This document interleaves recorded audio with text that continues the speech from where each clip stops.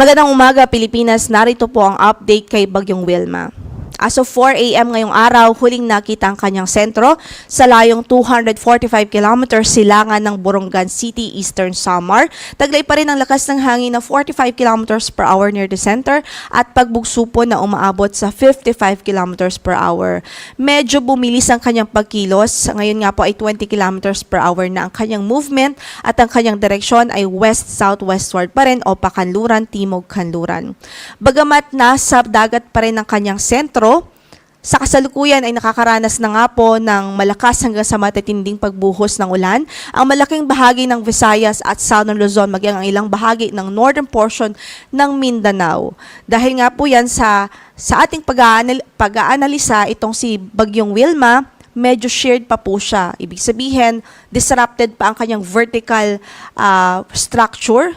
So, hindi pa ganun kalakas ang kanyang sirkulasyon. And as a result, medyo kalat-kalat pa po yung kanyang kaulapan, yung mga pagulan na related po sa kanya. So, hindi pa compact doon sa sentro. Kaya ngayon pa lang, actually, since yesterday ay nakaranas na po ng mga pag-ulan ng malaking bahagi ng Visayas at even yung mga Southern Luzon area at ang northern portion ng Mindanao. Based na rin sa latest na ipinalabas po nating track ngayong 5 a.m. bulletin, makikita nga po natin that generally ay west-southwestward pa rin ang kanyang magiging movement sa mga susunod na oras. At posible po ang landfall scenario mamayang gabi o kaya naman ay bukas ng umaga between dito po sa Eastern Samar o kaya naman sa Dinagat Islands. So, pwede pong mag-landfall ito direkta dito sa Eastern Samar o kaya naman ay sa Dinagat Islands mamayang gabi o bukas ng umaga. O kaya naman kung hindi man po direktang lumapat ang sentro nito sa mga landmass ng mga probinsyang nabanggit natin, pwede pong dumaan lang ito sa dagat sa pagitan nitong dalawang probinsya at mag-pass close o lumapit lang ito sa Eastern Samar at Dinagat Islands at instead ay magkaroon ng initial landfall dito po sa landmass ng Leyte provinces. But either way, ano man sa senaryo na yan na nabanggit natin, ang mangyari ay parehong paghahanda po ang ating ina-advise o nare-rekomenda dahil parehong epekto pa rin naman ang mararanasan sa malaking bahagi ng Eastern Visayas at northeastern portion ng Caraga region habang papalapit ito kung si Bagyong Wilma at habang magkaroon siya ng first entry or entry sa ating landmass. After its initial landfall, inaasahan nga po natin magtatraverse o babaybayin po nito ang Visayan Island. Medyo may kabagalan lamang po ang kanyang pagkilos kaya isa po yan sa nakikita nating problema at sa senaryo na yan dahil ibig sabihin malaki ang tsansang mabababad nga po sa mga pagulan ng malaking bahagi ng Visayas at Southern Luzon sa mga susunod na araw pa. So patuloy natin pinag-iingat ang ating mga kababayan kung kaya't a few days ago ay nag-start na po tayo mag-issue ng weather advisory para po magkaroon na po tayo ng outlook sa heavy rainfall o posibilidad ng mga heavy rainfall at makapaghanda sa mga pagbaha at even yung mga pagguho ng lupa at landslides. So kung makikita nga po natin, by Sunday afternoon ay lalabas po ito sa Visayan Island at magtatraverse pa sa northern portion ng Palawan bago po ito lumabas ng ating area of responsibility. Sa kasalukuyan, nakataas pa rin ang signal number 1 sa southern portion ng mainland Masbate, northern Samar, eastern Samar, Samar, Biliran, Leyte, southern Leyte, northern at central portion ng Cebu kasama ng Bantayan at Camotes Islands, sa Bohol, eastern portion ng Negros Occidental. Signal number 1 din ho sa northern portion ng Negros Oriental, eastern portion ng Iloilo, eastern portion ng Capiz, Surigao del Norte, kasama na dyan ng Siargao at Bukas Grande Islands, at maging ang Dinagat Islands. Sa northern portion ng Surigao del Sur, northern portion ng Agusan del Norte at maging sa Camiguin. So kung hindi po magbago ang kanyang magiging scenario, most likely ay signal number 1 po ang pinakamataas na itataas nating tropical cyclone wind signal upon its throughout its passage sa ating landmass. So ito po yung mga lugar kung saan wala pong signal pero pwede pa rin makaranas ng mga pamisa-misang pagbugso ng hangin dahil naman sa epekto ng amihan o northeast monsoon. Sa araw na ito ay pwede pa rin ng mga pamisa-misang pagbugso dito sa natitirang bahagi pa ng Luzon at maging sa Kabisayaan.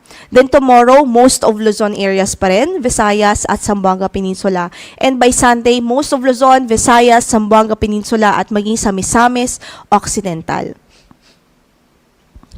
Ito na nga po yung nabanggit natin kaninang weather advisory. So sa araw na ito ay possible ang 100 to 200 millimeters of rainfall. So malakas yan hanggang sa matitinding pagbuhos ng ulan.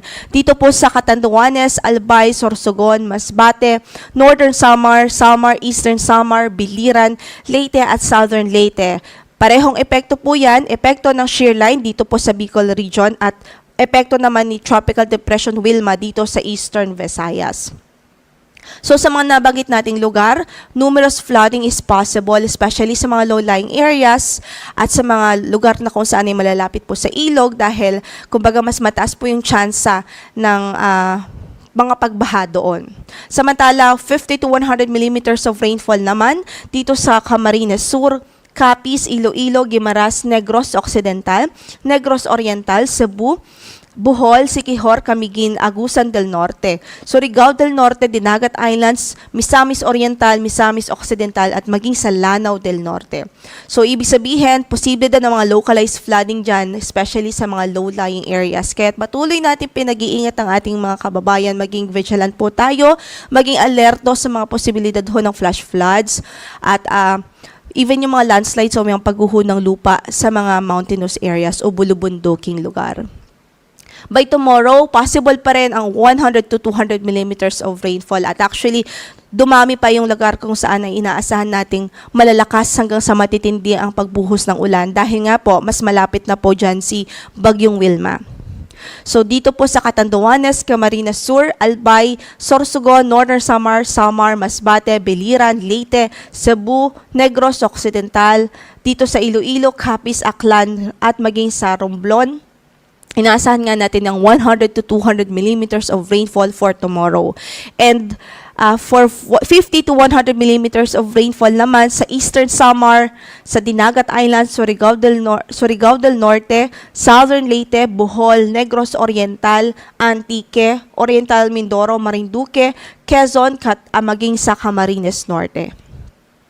By Sunday ay may magiging maulan pa rin ang halos malaking bahagi ng Southern Luzon at ng Visayas. So possible pa rin ang 100 to 200 millimeters of rainfall sa Quezon Province, Camarines Norte, Camarines Sur, Marinduque, Oriental Mindoro, Aklan, Capiz at maging sa Antique. Habang 50 to 100 millimeters of rainfall naman sa Catanduanes, Albay, Sorsogon, Masbate, Laguna, Batangas, Occidental Mindoro, sa Palawan, Iloilo, Guimaras at maging sa Negros Island Region at sa Cebu Province.